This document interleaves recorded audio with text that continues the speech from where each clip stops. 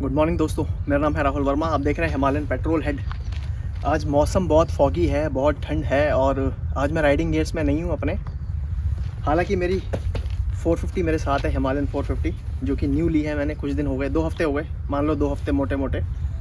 तो आज मैं कहीं राइडिंग पे नहीं जा रहा। आज मैं क्या करने वाला हूँ, इसकी जो TFT डिस्प्ले आती है हिमालयन के अंदर, उसमें क्या क्या फ़ीचर्स हैं, कैसे उनको यूज़ करना है, क्या वो हमें बेनिफिट कुछ देते हैं या जस्ट ऐसी फालतू के डाल रखे हैं, वो सब समझाने वाला हूँ। ये वीडियो एकदम डिटेल्ड वीडियो होगा। आप बने रहना इस वीडियो पे, बिना स्किप किए इसको देखना। अगर आपने स्किप किया तो हो सकता है कुछ ना कुछ आपसे मिस हो जाए। तो फिर बिना देरी किए हम वीडियो को स्टार्ट करते हैं। आओ चलते हैं। उस वक्त मैं आउटडोर में था और हालांकि मौसम फॉगी था, लेकिन ना लाइटिंग कंडीशंस कुछ ऐसी थी कि डिस्प्ले ना ठीक से दिखाई नहीं दे रही थी। तो मुझे लगा कि यार ये वाला वीडियो घर पे शूट करना चाहिए हमें, ताकि आपको प्रॉपर्ली समझ में तो आए और दिखाई तो दे डिस्प्ले कि बंदा शूट क्या कर रहा है, और आपको भी अच्छे से उस टाइम पे समझ में आएगा। और एक चीज़ और बता देना चाहता हूँ मैं आपको, अगर आपको आसपास से थोड़ा नॉइज़ आए ना तो प्लीज़ मुझे क्षमा करना। यहाँ पे ना थोड़ा आसपास लोग रहते हैं तो शोर शराबा होता रहता है। तो आसपास की नॉइज़ को इग्नोर करके आपने सिर्फ इस वीडियो को फोकस करना है और स्किप नहीं करना, पूरा आपने देखना है। तो चलो मैं आपको समझाता हूँ कि इस ट्रिपर डैश में हमें क्या क्या देखने को मिलता है। तो जैसे ही आप मोटरसाइकिल को ऑन करोगे तो सबसे पहले जो 1 2 3 4 5 6 9 तक जो है, ये आपको इसका RPM मीटर मिल जाता है। उसके बाद बिल्कुल सेंटर में N जो लिखा है वो न्यूट्रल का आपका क्या कहते हैं, गियर शिफ्ट इंडिकेटर है बेसिकली। फिर उसके साथ साइड स्टैंड मिल जाता है। अगर स्टैंड लगा हुआ है तो साइड स्टैंड की वार्निंग आपको देगा। उसके साथ में 0 किलोमीटर वो आपका स्पीडोमीटर हो गया। नीचे ओडोमीटर हो गया 477 किलोमीटर्स। नीचे ABS की लाइट आ रही है। उसके साथ में आपको वार्निंग साइंस आ रही हैं, जो एक्सक्लेमेशन है रेड। कोई भी अगर बाइक में एरर होगा तो ये रेड ग्लो होगा। उसके साथ आपको इंजन चेक लाइट आ रही है, इंजन में कोई दिक्कत होगी या ECU में कोई प्रॉब्लम होगी तो ये दिखाएगा। उसके बाद साइड स्टैंड के ऊपर आप देखोगे तो 6:36 हो रहे हैं, यानी कि ये टाइम है, क्लॉक है। उसके साथ में जस्ट 15 डिग्री सेल्सियस यानी कि आउटडोर टेम्परेचर भी आपको दिखाती है बाइक कि आउटडोर में क्या टेम्परेचर हो रहा है। उसके साथ में एक छोटा सा आइकन आपको दिखाई दे रहा होगा, ये वाला मैं उंगली से बता देता हूँ। ये वाला, ये है फ़ोन कनेक्टेड का आइकन। जब भी आपका फ़ोन पेयर करोगे ब्लूटूथ के थ्रू इससे, तो ये चला चला जाएगा आइकन, या फिर इसका सिंबल चेंज हो जाएगा। तो बेसिकली ये यही दिखाता है कि फ़ोन कनेक्टेड है या नहीं। और जो 4 लाइंस आपको दिखाई दे रही हैं, ये वाली 4 दिख रहा है ना इसमें, हाँ दिखाई दे रहा है। तो ये आपका हो गया फ्यूल लेवल, कि कितना फ्यूल आपकी बाइक में है। तो अब मैं बात करता हूँ, अगर डिस्प्ले में हमें कोई चीज़ चेंज करनी है इसकी LCD TFT में, तो वो कहाँ से होगा। सारी सेटिंग्स कोई भी हमें चेंज करनी है, एडजस्ट करना है कुछ भी, तो ये आपका 5 वे नेविगेशन जॉयस्टिक है। इससे left, right, down and up and click, तो कोई भी आपको सिलेक्शन करना है, कुछ भी चेंजेस करने हैं, तो वो इस नेविगेशन जॉयस्टिक से होगा काम। तो अब मैं आपको कुछ सेटिंग्स दिखाऊंगा कि कैसे सेटिंग्स को चेंज किया जाता है इसमें, जॉयस्टिक की जो मैंने भी जॉयस्टिक दिखाई ना उससे। तो अगर मैं जॉयस्टिक को लेफ़्ट पे क्लिक करूँगा तो ये ट्रिप 1 दिखाएगा, इसमें सारी ट्रिप की इन्फॉर्मेशन दिखाएगा हमें। फिर इसको नीचे करूँगा तो ट्रिप 2 दिखाएगा। नीचे करता जाऊँगा तो जैसे फ्यूल रेंज आ गई, अब फिर नीचे करूँगा फ्यूल कंजम्पशन हो गई, फिर बैटरी वोल्टेज आ गई, फिर सर्विस ओवरड्यू रिमाइंडर आ गया, फिर इंजन टेम्परेचर आ गया सॉरी। तो इसको ऊपर और नीचे ही करना है जो जॉयस्टिक है, इससे आप ये सारी चीज़ें चेंज कर सकते हो। अगर आप इसको राइट में क्लिक कर दोगे तो गायब हो जाएगा। देखो पहले आ रहा था, ये आ रहा है, राइट क्लिक किया चला गया। अभी जो ये डिस्प्ले देख रहे हो ना, इसको कहते हैं एनालॉग मोड। इसमें एक डिजिटल मोड भी आता है, वो मैं आपको दिखाता हूँ कि इसको कैसे टॉगल करना है। ये जो M का बटन है मोड, इस बटन को हमने लॉन्ग प्रेस करना है। तो मैं इसको ज़रा लॉन्ग प्रेस कर देता हूँ। इसको अपने मेरे हिसाब से 3 या 4 सेकंड तक प्रेस करके रखना है। हाँ अब ठीक है, अब ये हो गया। तो अब आप देखो कि डिस्प्ले का जो इंटरफेस है पूरा चेंज हो चुका है। अभी ऊपर बिल्कुल ब्लैंक ब्लैंक सा लग रहा है, खाली खाली सा लग रहा है। ऊपर ब्लैक वाला जो एरिया है, जो ऊपर लाइंस देख रहे हो आप, जो ये वाली लाइंस आ रही हैं ये ऊपर, ये तो हमारा RPM मीटर है, क्योंकि उसमें नंबर लिखे हुए थे। तो डिजिटल मोड में इसको हम कहते हैं डिजिटल मोड। ये जो पूरा मोड इंटरफेस है इसको डिजिटल कहते हैं। पहले वाला था एनालॉग। तो एनालॉग में 1 2 3 दिखाता है RPM में, लेकिन डिजिटल में ये इस तरीके से लाइंस दिखाता है। बीच में होम का आइकन है, वो इसलिए आ रहा है क्योंकि जब हम होम बटन दबाएंगे तो वो बिल्कुल यहीं पे आ जाएगा उस टाइम जिस मोड पे सिलेक्ट होगा। तो अभी इस हमने कुछ भी सिलेक्ट नहीं कर रखा, ना कोई फ़ोन पेयर किया हुआ है, तो इसलिए होम का बटन अगर मैं दबाता भी हूँ तो कुछ नहीं शो होगा। तो यहाँ पे भी सेम वही वाली इन्फॉर्मेशन आ रही है, लेकिन इसका इंटरफेस कुछ अलग तरीके से आ रहा है। जैसे ट्रिप टू हो गया, ये फ़ोन का आइकन हो गया, क्लॉक और ये टेम्परेचर, ये आपका side stand, gear shift indicator, clock और नीचे सॉरी स्पीडोमीटर और नीचे फ्यूल का इंडिकेटर। डिजिटल मोड है ना, इसमें खासियत ये है कि इसमें आपको इन्फॉर्मेशन थोड़ी ज़्यादा देखने को मिलेगी एज़ कम्पेयर टू एनालॉग। अब मैं अगर जॉयस्टिक को राइट करता हूँ तो ट्रिप 1 की इन्फॉर्मेशन देखो अब कितनी ज़्यादा आ रही है पहले से। मैंने नीचे किया, ट्रिप 2 की इन्फॉर्मेशन आ गई। पहले इतनी इन्फॉर्मेशन हमें नहीं दिखा रहा था, सिर्फ 2 चीज़ें दिखा रहा था, 2 मैट्रिक्स दिखा रहा था, 4 मैट्रिक्स हमें दिखा रहा है। तो जैसे मैं नीचे करता जाऊँगा सेम वो पहले वाली इन्फॉर्मेशन अब दिखाएगा इस तरीके से।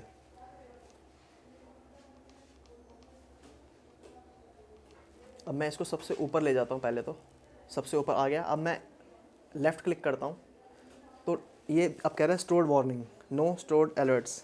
इसका मतलब ये है कि अभी बाइक में कोई भी माल फंक्शन नहीं है, कोई भी एरर नहीं है। अगर कुछ होगा तो यहाँ पे शो करेगा।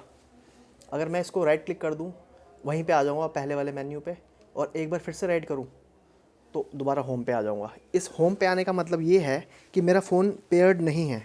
अगर मेरा फ़ोन पेयर होगा तो उसके बाद जो जितनी भी इन्फॉर्मेशन होगी, जैसे नेविगेशन डेटा हो गया, आपका कंपास हो गया, वो सब चीज़ें यहाँ से शुरू होंगी उसके बाद। और जब आप दोबारा इस मोड बटन को क्लिक करोगे, ये वाला मोड बटन, अब मैं दिखाता हूँ कि इससे क्या होता है। तो अब मैं करता हूँ मोड बटन को क्लिक, ये किया मैंने click, ride mode performance ABS on. ये 1-2 सेकंड में गायब हो जाता है, तो आपको इसको ना मल्टीपल टाइम्स टॉगल करना पड़ेगा अगर आपको मोड चेंज करना है तो। जैसे ये देखो इसमें 4 मोड्स आ रहे हैं, performance ABS on, performance rear ABS off, eco with ABS on and eco with rear ABS off. तो ये 4 इसके मोड्स हैं जो कि मोड बटन से टॉगल होंगे।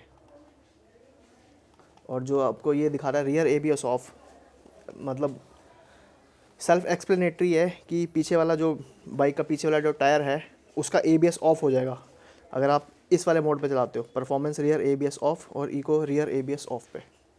अभी मैं आपको बाइक को ऑन ऑफ करके दिखाता हूँ कि ये डिजिटल मोड में किस तरीके का एनिमेशन आपको देता है। ये कर दिया मैंने बाइक ऑफ, अब मैं कर रहा हूँ इसका की ऑन।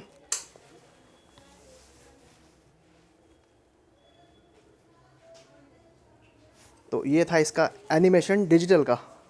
अगर आपको एनालॉग का देखना है मैं आपको एनालॉग का भी दिखाता हूँ। अब मैं दोबारा से मोड बटन को प्रेस करके रखूँगा 3-4 सेकंड तक, अभी मैंने कर रखा है। तो ये हो गया मोड चेंज, ये आ गया हमारा एनालॉग मोड।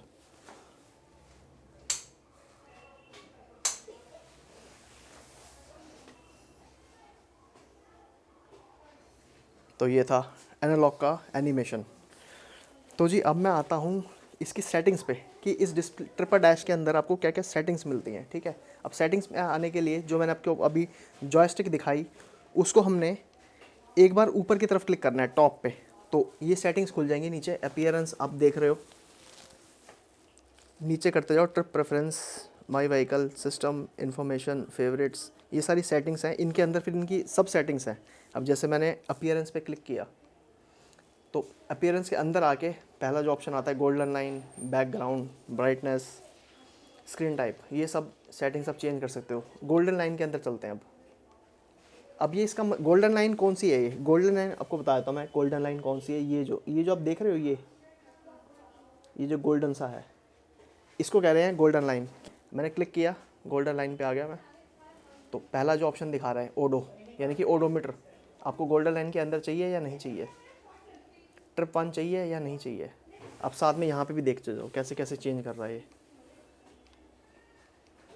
देखो, ट्रिप 2 चाहिए, ट्रिप 1 चाहिए, ओडो चाहिए, मतलब तीनों में से दिखा रहा है। तो मैंने ओडो सेलेक्ट कर रखा है तो यहाँ पे ओडो शो होने लग गया। जिस पे भी सेलेक्ट करूँगा वो शो होने लग जाएगा वहाँ पे। फिर कह रहा है आउटसाइड टेम्परेचर आपको चाहिए या नहीं चाहिए, हाँ मुझे चाहिए। तो जैसे मैंने क्लिक किया यहाँ पे आ गया ऊपर, आप देखना, यहाँ देखना आप, हो रहा है ना चेंज। तो अब मैं बैक बटन दबा के बाहर आ जाता हूँ गोल्डन लाइन वाले ऑप्शन से, फिर मैं आता हूँ बैकग्राउंड पे कि हमें बैकग्राउंड की थीम कौन सी चाहिए। अभी ऑटो पे है, अगर मैं डार्क कर दूंगा तो ये जो पूरी थीम है ये आपको पता होगा अगर आपने वीडियोस देखे हैं यूट्यूब पे, कि ये day and night auto switch करता है।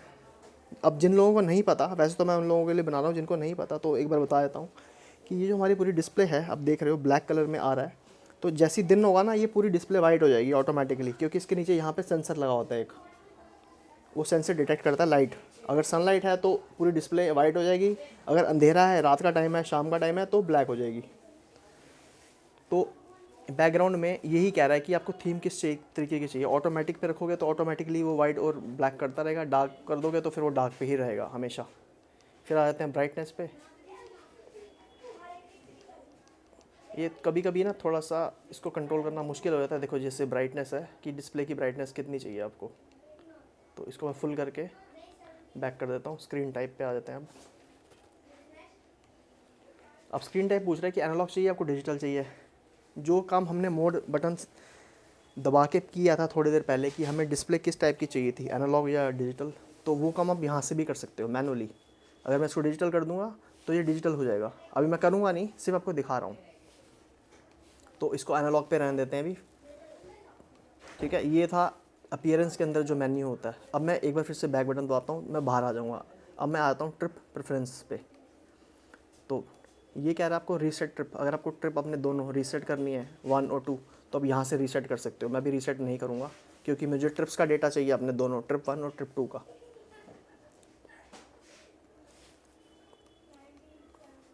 फिर आते हैं हम एनालॉग कंटेंट। एनालॉग कंटेंट का मतलब ये है कि अभी जो एनालॉग डिस्प्ले चल रही है, जो मैंने सेलेक्ट कर रखी है, इसके अंदर आपको कंटेंट क्या क्या चाहिए, क्या क्या देखना चाहते हो। आप ट्रिप डिस्टेंस देखना चाहते हो तो हाँ आएगा। एवरेज फ्यूल कंजम्पशन देखना चाहते हो, हाँ सिलेक्टेड है तो दिखाएगा।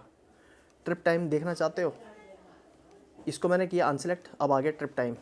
अब मुझे ये दिखाएगा कि आपने कितनी देर ट्रिप की है, मतलब कितना, जब आपने ट्रिप स्टार्ट की थी तो उसको कितना टाइम हो गया, कितनी देर आपने बाइक चला ली, तो वो यहाँ से कर सकते हो। एवरेज स्पीड भी आएगी कि आपकी एवरेज स्पीड कितनी थी, आपकी मैक्सिमम स्पीड कितनी थी। अभी दोनों फेडेड आए, मतलब ग्रे आउट हो रखे हैं, दोनों फेडेड हैं। तो इसलिए फेडेड है क्योंकि ये सिलेक्टेड है। जब मैंने इसको बंद किया तो ये तीनों आ जाएंगे यहाँ पे। तो इसको मैं एवरेज पे छोड़ देता हूँ फ्यूल। फिर आते हैं डिजिटल कंटेंट। जैसे एनालॉग कंटेंट था, अब डिजिटल कंटेंट है कि डिजिटल में आपको कौन कौन सी इन्फॉर्मेशन देखनी है। तो ये सारी चीज़ें सेम है उसकी जैसे ही, बट फ़र्क इतना है कि अब एनालॉग के बजाय आपको क्या कहते हैं डिजिटल में दिखाएगा जब आपका इंटरफेस डिजिटल होगा। जैसे कि एक बार करके दिखाता हूँ मैं आपको। मैंने मोड बटन दबाया और ये आ गई डिस्प्ले डिजिटल वाली। अब इसके अंदर वो जो पहले इन्फॉर्मेशन दिखा रहा था कि डिजिटल में कंटेंट में आपको यहाँ पे सब में क्या क्या देखना है डिजिटल वे, तो फिर वो यहाँ से सिलेक्ट होता। अब मैं दोबारा आ जाता हूँ एनालॉग में जहाँ पे हम पहले थे। तो एक बार फिर से ऊपर कर देते हैं, यहाँ आ गए हम। तो इसके अंदर मैंने सब कुछ दिखा दिया था आपको, एक बार देख लेते हैं ज़रा। हाँ ठीक है, यहाँ सब कुछ आ गया था। माई व्हीकल में आएंगे अब। तो माई व्हीकल के अंदर ट्रिप 1 चाहिए, ट्रिप 2 चाहिए, फ्यूल रेंज चाहिए, वो सब यहाँ से सिलेक्ट अनसेलेक्ट कर सकते हो कि आपको बेसिकली देखना क्या क्या है।